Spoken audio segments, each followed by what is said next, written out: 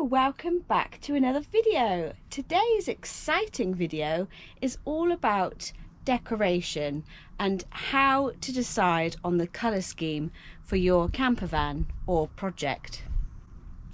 Now, I've got quite a few samples here. I like to use eco-friendly paint, so I've decided to go with Little Green. I'm currently painting samples onto it so that I can determine what shades I like, what works best with the colour scheme of the trim of the carpet, the colour of the cladding, and the overall feel of the colour when I look at it in this space. Now, because it's a small camper, I want it to be as light and as bright as possible. But having lived in a camper van and done a previous build, I've learnt a few things about myself and about what works within a camper space. Now, bear in mind that you're going to be coming in and out in all winds and weathers. The high traction areas are basically everywhere in a camper van, rather than in a house where it's going to be kitchen, bathroom and hallway. You've essentially got all of those main areas in one central space. So everything needs to be hard wearing, wipeable, and preferably a colour that will show less dirt than some of the lighter colours. I learnt in my last van build not to do everything white. By all means do it white, but know that you're going to have to use a wipeable paint or an eggshell or a satin so that you can wipe it regularly, if not daily. Me personally, I didn't want that extra hassle, so had I not sold the van, I would have just repainted it. Knowing that about myself, I want a hard-wearing paint that doesn't show every single mark and scuff, because let's face it, you are going to mark it and scuff it no matter what you're doing and how careful you are. So that leads me on to showing you my process of how I determine what colours and patterns I like. Here are my wallpaper samples. So I've chosen a cute little outline of Winnie the Pooh. It's lovely and simple. It's got no colour in whatsoever. So I'm determining whether I want neutral walls completely with no colour, or if I do want colour but it's going to be in a floral design that I can pop into places that aren't so in your face. For example, all of the sides of these little cubbies I might do in the floral pattern, so that if I don't want to see it, I can have baskets that fill it. Or if I do want to have more colour, I can have my items just in the cubbies with the pattern showing. The same goes for this panel here. Do I go for floral or do I go for the Winnie the Pooh? And the headboard of the bed. So that's going to be my determining factor today. And look at how all the sample colours look so lovely against this floral wallpaper. Now, this is a peel and stick floral wallpaper from Dunelm, and this is a traditional wallpaper from Dunelm as well. So they're very different. This feels just like paper, and this one is plasticated even on the front, and then it's got essentially a back on it that you peel off like so. So it's a massive sticker essentially. I've already started doing the samples. Hello little Bubba, he's helping me today. And what I've done is I've used the chalk paint from Little Green. Basically been using my fingers because that's the great thing about using chemical-free paint. It's a really lovely chalky deep texture with the colour, and as you can see, the colours also look very different in shadow and bright sunlight. So this is a great test. So the reason why I've put it on the board is because I'm going to do all my colour swatches, because I've got quite a few tester pots here. I'm going to put them all on the side here, and then cut the 2 samples of wallpaper onto the board.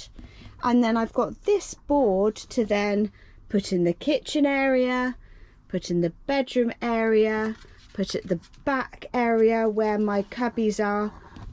And this is so that I can determine what colours I like the best, what looks best in certain areas, because who says you have to use the same colour in every area? I'm thinking different decoration in the kitchen, following on into the bedroom area, and then something different on the outside area. All flowing, all cohesive, but slightly variant colours or shades, just as you would in a house. You know, just because it's one space doesn't mean you can't use multiple colours in clever ways.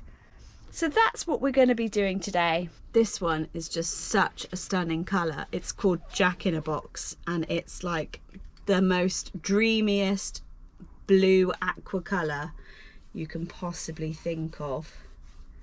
And it is stunning. And if anybody knows me really well, they know that aqua will always win when it comes to a paint colour. So maybe I should just stop the project now, because that's pretty much me in a paint colour. I should mention that Little Green is eco-friendly, it's non-toxic, and because it's a chalk-based paint, it actually has amazing coverage. And as soon as you get into the better quality premium paints, you get a much better finish, and you're doing much better for your health because it's not going to give off all those toxins as it's drying. And very important in a camper van, because you're in an even smaller space, so you can't even get away from it and go into another room. Yes, they're more expensive, but you'll need to use less of it. It's better for the environment, it's better for you, and double whammy, it's also better for your pets. Let's get a painting.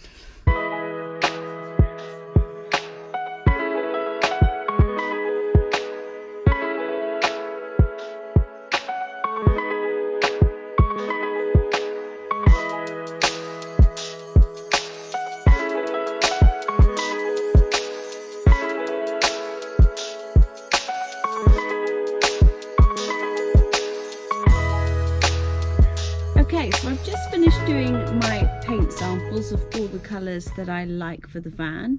I've now just got a piece like so, a little bit of square sample of the peel and stick, and I've just started to take off the back, so it's just got this plastic back thing, and I'm just gonna take it off like so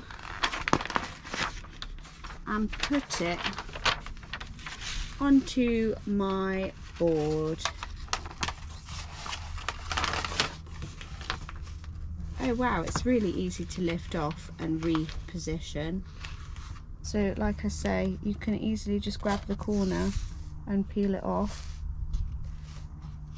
and then smooth it back down. So this is great if you aren't sure about whether you like a pattern or not, because you can simply lift it, literally lift it back up. There's loads of different ones on the Dunelm website, so I can link that down below for you if you like. If there's lumps and bumps, you can see that if you rub too hard, they will show up. So for instance, that's got a little bit of paint behind it, so I just need to take that out, and it's made a slight bump, so it's not very forgiving if it comes for lumps and bumps. So this is a sample piece, so it's fine, but make sure your whatever you're sticking it to hasn't got any lumps and bumps on it. This one is just traditional wallpaper, so I'm actually just going to use some sticky back tape and just stick it onto the board for now, just so that I can use it as a sample. So there we have the mood board, as I like to call it. I'm able to determine what colours I like, which looks best in the bedroom area and the kitchen. So I'm going to have a play with this and see what I like, and then I will let you know what I decide in another video.